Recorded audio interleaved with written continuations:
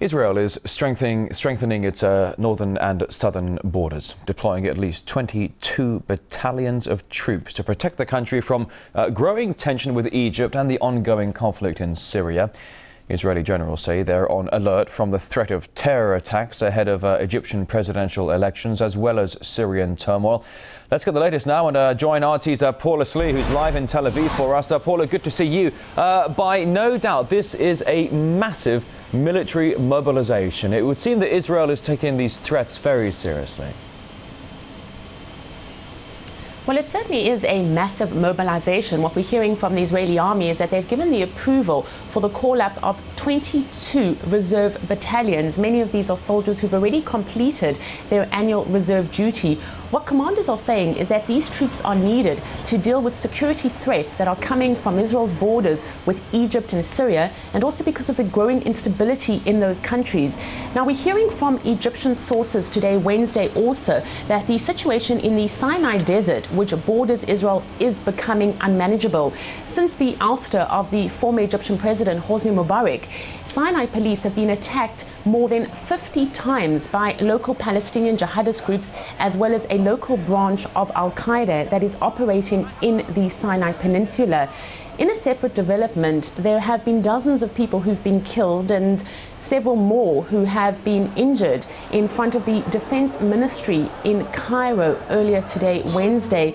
Now, this happened during armed clashes between police and protesters. The protesters have been camping there in a sit-in since Friday, and they've been protesting against the disqualification of one of the candidates put forward for presidential elections that are slated to happen on the 23rd and 24th of this month. And those elections, too, are being closely watched by Tel Aviv.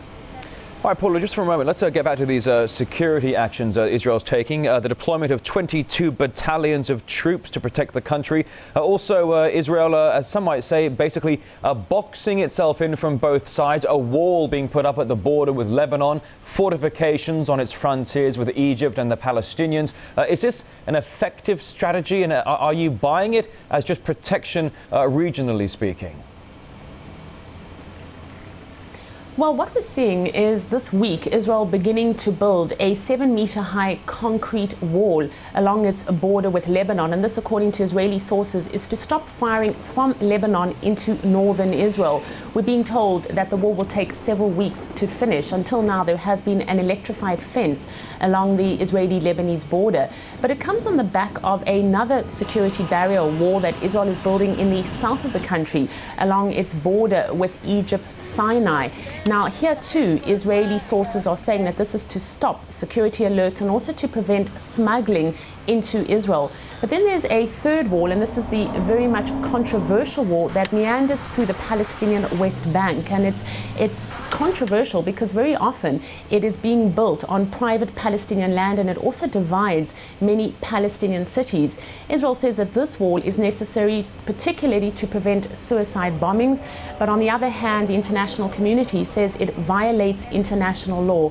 So certainly we are seeing a lot of activity happening on the ground, Israel taking security threats very seriously and fearing that there will be more attacks. But at the same time, this is having the effect of further isolating Israel from its neighbors and from the international community. All right, Paula Slier there live in Tel Aviv. Thank you.